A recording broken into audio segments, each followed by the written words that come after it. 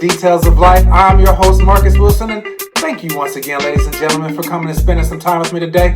As always, I sincerely appreciate it. It has been so great to watch this kind of grow from nothing to something. You know, when I first started, I had no idea who I was going to be able to get to come on the show, and we've gotten to a point to now, this is the third ACC head coach coming on the Details of Life. Today we have Clemson head coach Brad Brownell. You know, we have a little bit of linkage from me playing at Evansville and him being from Evansville, so we knew some mutual people. And, you know, we had a great conversation, talked about, you know, his journey. He's been kind of unique in the fact that his previous stops every year, the first year, even including Clemson, the first year they made it to the NCAA tournament, which is rare because normally when a head coach is coming in is because quite possibly the previous coach failed or didn't meet expectations, and so they don't have a strong team. So for him to come in and make that instant impact, I think that'll be something that some of you coaches out there might want to listen to. We also talked about, you know, the shadow of coaching in a football school. We all know how good Clemson is. It's like Clemson, Ohio State, Alabama is like 1, 2, 3 every year. You know, how does that affect the basketball program?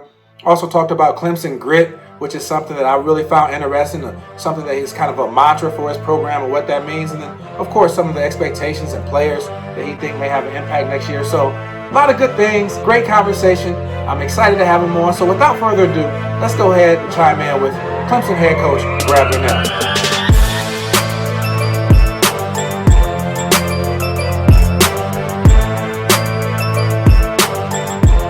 Like I just prefaced, ladies and gentlemen, today we have an Evansville native from my neck of the woods, or I'm from his neck of the woods, actually, and Clemson head coach, Coach Brad Brownell. How you doing, Coach? Doing great, Marcus. Hope you're doing well. Man, I am, and thank you so much for taking the time to visit us today. And so before we get into some of your coaching and some of the other things, I know Evansville people may know, but I just wanted to ask you a question. You know, a lot of people don't know how much talent Evansville Harrison, that's the high school you went to, has produced. So could you you're one of many people that came out around your era that are either current pros or played pro or coach college. So can you tell some of the people you went to school with and why you think you guys were producing so much talent during that era?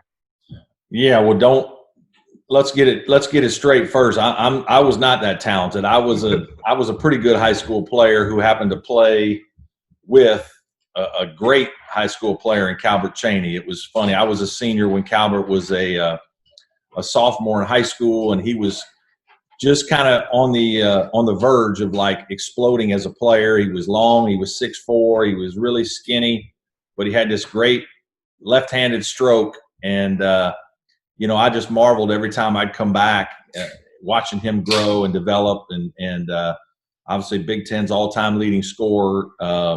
It was just really fun to watch him develop. And then, you know, there were some other guys that were really good players that really started kind of after that. Obviously, Walter McCarty, another NBA player and guy who had a terrific career.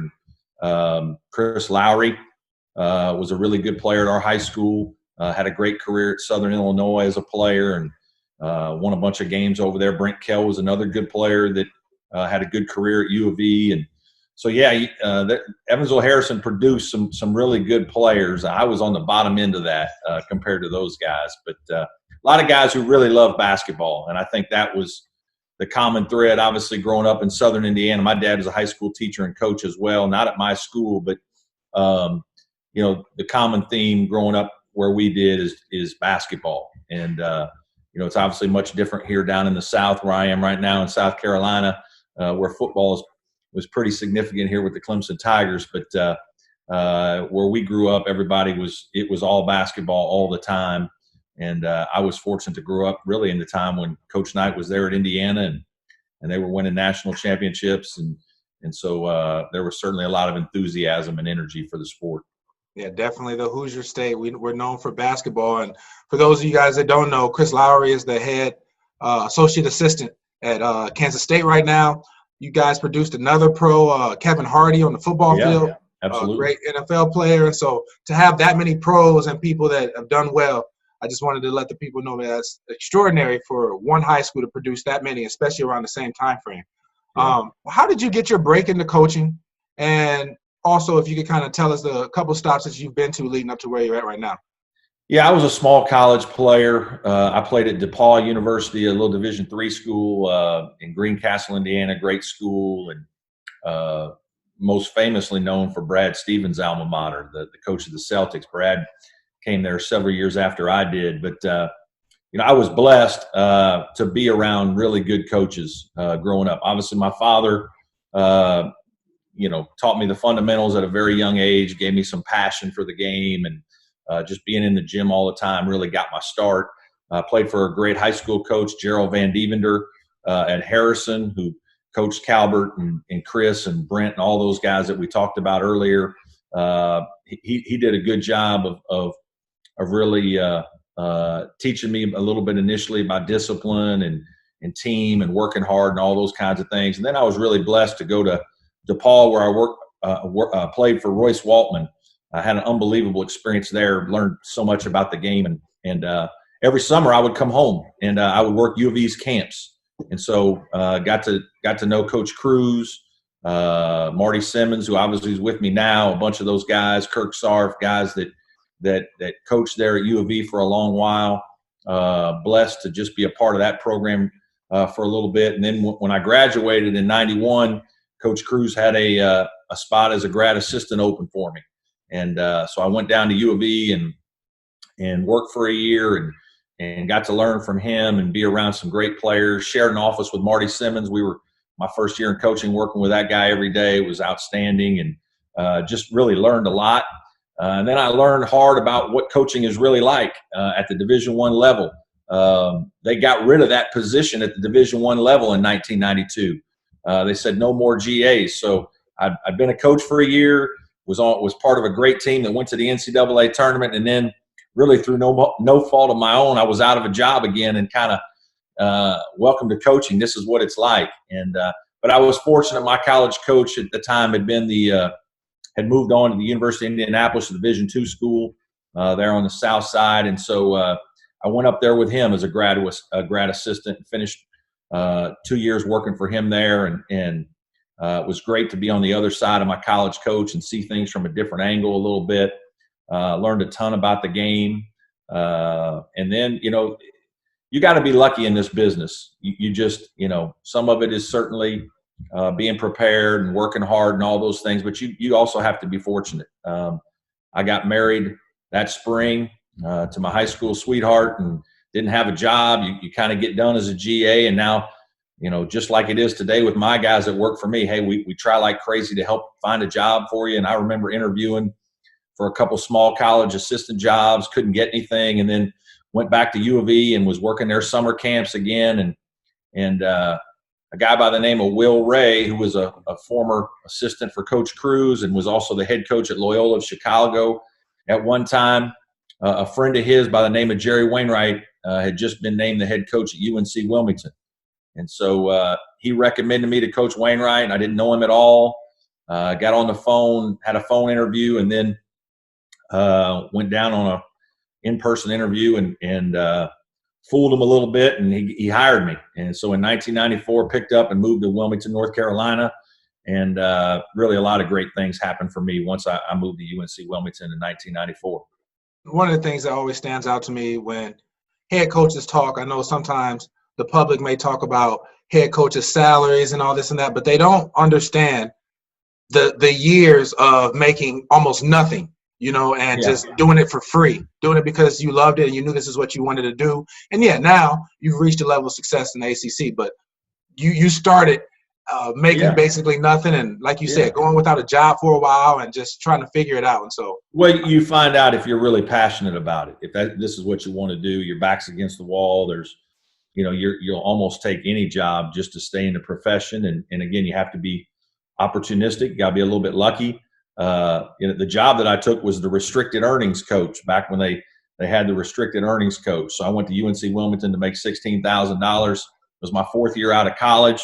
I was a lot of peanut butter and jelly sandwiches, man, during those days, but I didn't care. I just wanted to coach, and I was blessed that my wife, was a teacher. So we really lived off her salary and survived there for a couple years, just trying to learn the game and get better and improve as a coach. And But yeah, you certainly are going to have those times in your career when you're young, especially when you're going to be tested in terms of your enthusiasm and passion for the job.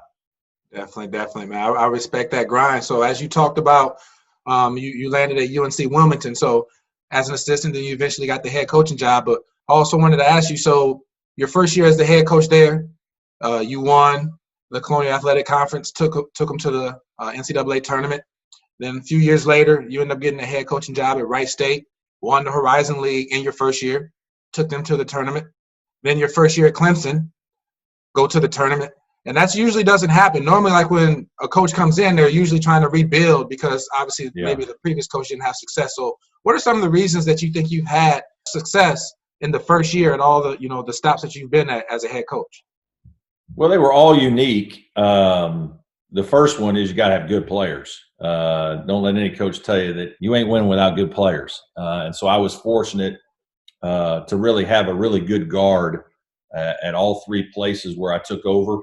The Wilmington job, obviously I'd been the assistant for 8 years there. Kind of every 2 or 3 years, I just kind of got promoted to where I was the associate head coach for Coach Wainwright, a guy who did a terrific job at UNC Wilmington, really built the program, and he ended up leaving to go to the University of Richmond. So they promoted me, and so I obviously had helped recruit some of the players. I knew the league, familiarity with the job. We had a great team coming back, a team that had been to the tournament the year before. We were picked to win the league in my first year, and so that was a real challenge, was kind of coaching in his shadow for a year or two there and proving that I was worthy of this job. And so we had a great player by the name of Brett Blizzard and another good player, Craig Callahan, who we played through. And so that one wasn't as hard for me because I was so involved and had relationships with the players. Going to Wright State 4 years later and taking over was much different. Now you're dealing with guys that you don't know. You have a couple guys that transfer when you come in as a new coach. You're trying to earn the respect of the players that are there. I think one of the things that I've always done is when I take over a job, those are my players. Whether I recruited you or not, you're my player, and I'm going to do whatever I can to help you be successful then and for the rest of your life if you're one of my guys, and you immediately become one of my guys. And so I really try to convey that message as quickly as possible. I don't talk about rebuilding or, anything about what's happened in the past. I think you just move forward and approaching it that way, really trying to connect with the seniors. I think I've always done a really good job of trying to connect with the new seniors because those guys, this is their last chance. Some of those guys, it's tough for them to leave their senior year, and sit out a year. Guys don't want to do that. And it's obviously really difficult for them, challenging. And so Deshaun Wood was a great guard at Wright State who I was fortunate to take over. Paul Biancardi had recruited him, done an unbelievable job with him. And Deshaun and I really connected. DeMontez Stitt was the guard here at Clemson my first year. He was a senior. And he and I just connected very quickly, and I think he liked my passion and energy and competitive nature, and so he was that kind of player. And so I think we really connected at the hip, and because of that, we were able to kind of take a team that a lot of people didn't think were going to be as good and probably overachieve a little bit. We got a guy named Jeray Grant to have a really good year and surprise a lot of people and went to the tournament in our first year. So I think just being really honest with the guys, really connecting with the older players, and making those guys feel like, hey, man, I'm with you. And we're all one of we, instead of, talking about rebuilds and, I can't wait till I get my guys in here and all that kind of stuff. I just have never believed in that. I totally agree. And we know guards win. At least I think guards win a lot of times. But I really do respect how you kind of lead the guys when you come in, because we know everybody has their own philosophy. But I know coaches that come in and they're just like, let's get these guys out of here. They know they're going to, then they're going to bring in, like you said, their guys. So to kind of embrace those guys that were already there and decided to stay. I love that you do that. Now we're at Clemson, and for some of the Evansville people, go back to Evansville question a little bit. You were able to add Marty Simmons, who was he coached me, and when I was at University of Evansville, and he was a longtime head coach at University of Evansville. So how was that being able to add a former head coach to your staff? Yeah.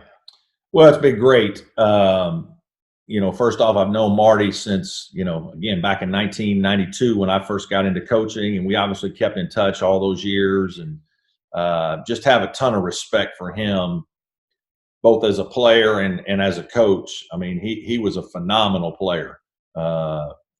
He was, I mean, he could get it done. Now he could really score the ball.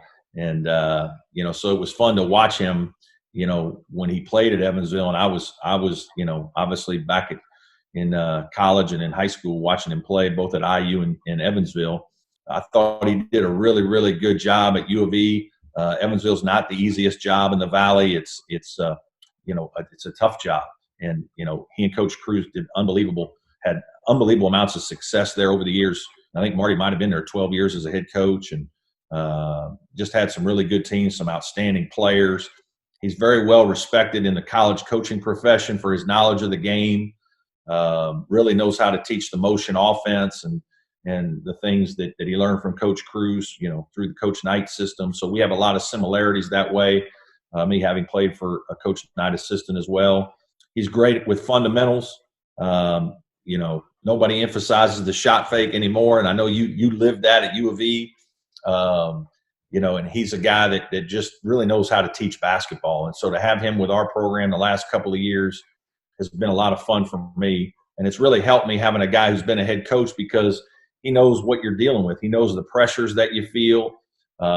He knows some of the situations you've been in, difficult situations, whether it's media, whether it's players, whether it's dealing with assistants, alumni, anything. He's already been through those things. So to be a sounding board for me, that's always been really good. And he's given me some really good advice in that way.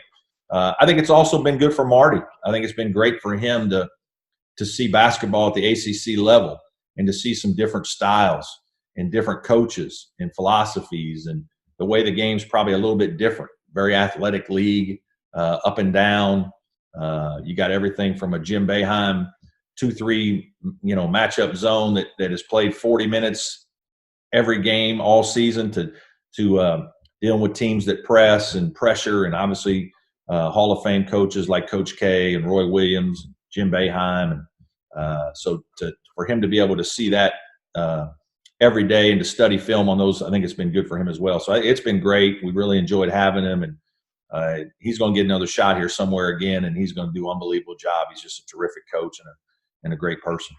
Yeah, he is. I'm sure it does help, like I said, having another head coach to sound things off of. And he wasn't my head coach. Coach Cruz was my head coach when I was there, but Coach Simmons was, he helped me out a lot as my assistant, because he, again, like you said, I knew how good he was.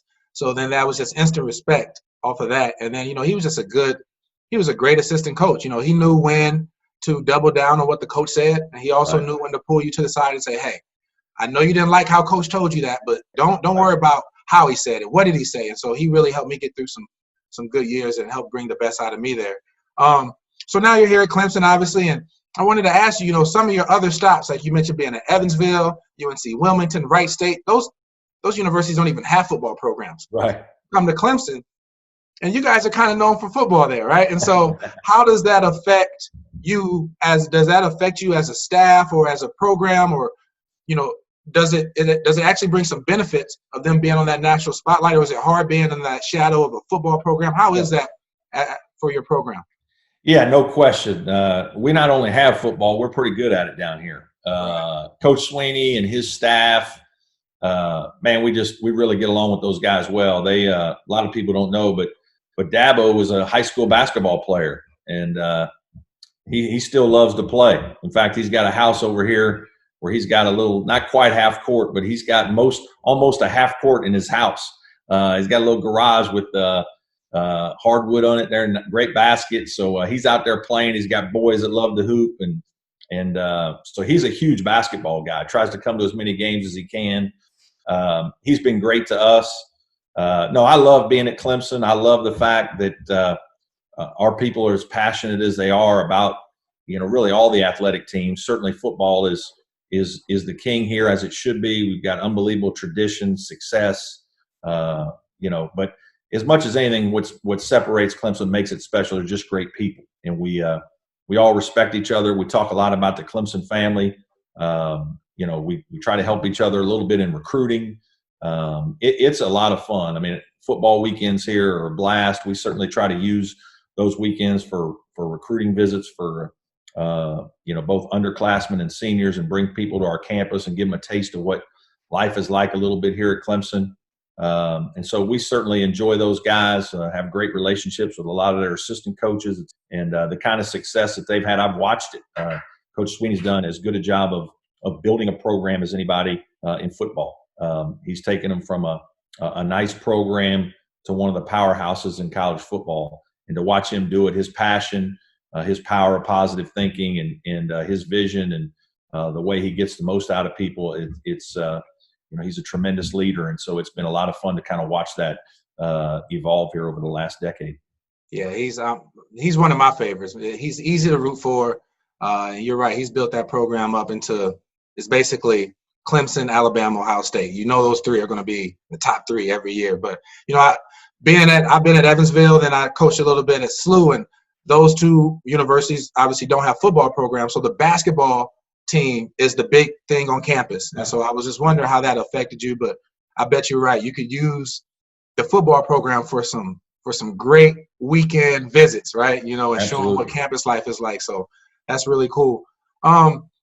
Your philosophy for as a team, wanted to ask you about that. I'm sure your goal is to win the conference or to win the national championship every year. But outside of winning the conference, do you set goals for your team on the court, off the court, or just other basketball related goals? What are some of or do you have other goals for your team other than obviously winning the conference and winning the national championship?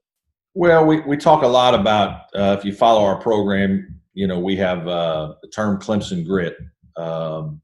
And it's something that I came up with about 4 years ago. We were building a new arena and just kind of trying to a little bit rebrand our program, and started thinking about ways to market ourselves a little bit, and talking with some assistants and some guys in marketing. And they wanted to talk about things. They kept asking me, Coach, what's really important to you? And, this is your program. What is it? What do you want to sell? What are you trying to impart on your players and people that want to be a part of Clemson basketball or learn what it's about? And so we talked a lot about grit. And grit, to me, there's a lady psychologist, Angela Duckworth, who's got a great book, Grit. I would highly recommend it. And she defines it as passion and perseverance towards a long-term goal. And I think that's something that certainly applies to college kids. Something like getting a college degree, a 4-year commitment to working hard and persevering in the classroom to earn a degree, I think is certainly going to take some grit. Obviously, a lot of guys want to play basketball for money, want to play in the NBA. That's going to take grit. You're going to have to persevere. You're going to have setbacks. You might be injured. You may not play as much as you want as a young player. You got to hang in there. You got to keep working. And so we talk a lot about grit, daily improvement, having a growth mindset, and understanding that you control your destiny, and that you may struggle with some things now, but we talk about the power of not yet, your ability to hang in there and persevere and fight. If you're passionate about something enough, you'll work to it. And that's a little bit like what it's like if you want to get into the coaching profession. You're going to have to overcome some setbacks. You're going to have to persevere. You're going to have to fight. And so, we obviously use it as a life lesson, but it's really what our program's about. It's our mantra. It's what we talk about with our players. We try to get them to apply it to things that we think are important to them and things they find important in their lives. So that's what I would say about Clemson basketball. Yeah, I've been recommended that book before, so you just brought it up again. So I feel like I need to go ahead and read it. But I've heard a lot about grit. That's pretty cool. So looking forward to next year. Do you have any grad transfers, any guys that were sitting out, any incoming freshmen, or anybody that you think might have a breakout year? And what are some of your expectations? Yeah, we had a great year in recruiting last year. PJ Hall was the number one player in South Carolina. He's a 6'9", 6'10", center who has the ability to play both inside and out. Just a high-level guy that we think has a bright future, and a guy that we're excited about because he's a little bit hour 15 minutes up the road, and a guy that for us to get the top player, we usually have to fight off a bunch of people from other states coming into radar state on some of the good players. So to get PJ to come to Clemson was a big get for us. We got a young man by the name of Olivier Prosper, who's Canadian, that we think is going to be outstanding. And one of my assistants did an unbelievable job of kind of identifying him at a young age and understanding that he could graduate a little bit early. And we just thought he had this tremendous upside, tremendous talent. And he just kept getting better and better. We signed him in the early signing period. He had a great senior year, 6'7", 6'8" athlete, that unbelievable young man, great student, comes from a terrific athletic family.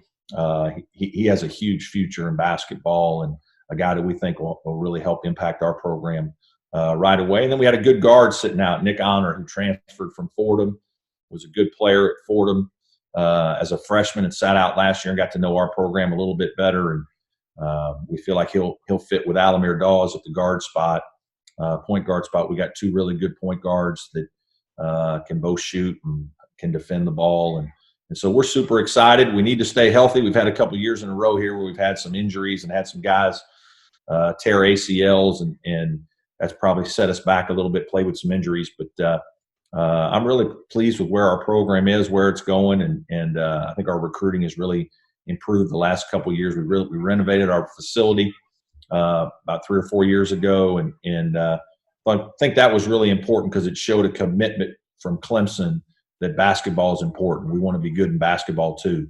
And 2 years ago we went to the Sweet 16, had an unbelievable run, and so we're just trying to build on the momentum of a new facility, a Sweet 16 run, and feel like this recruiting class is a result of all that hard work.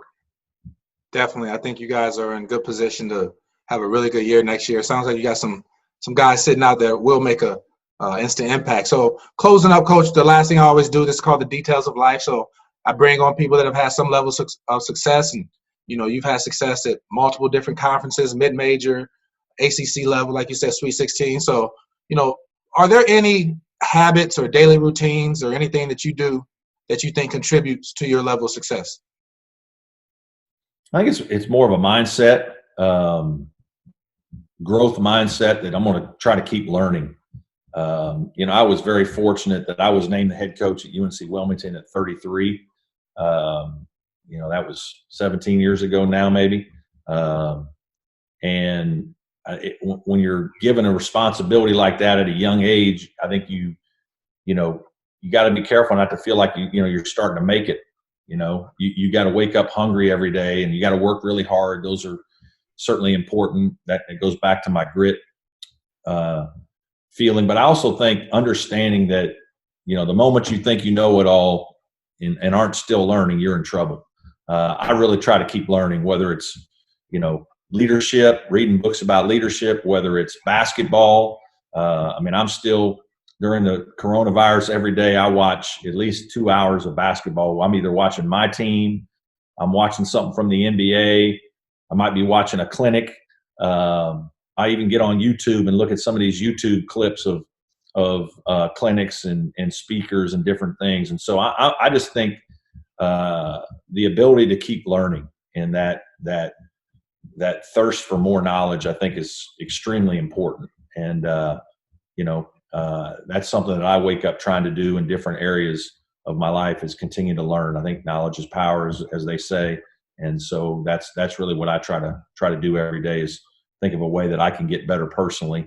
And usually that's by learning from others.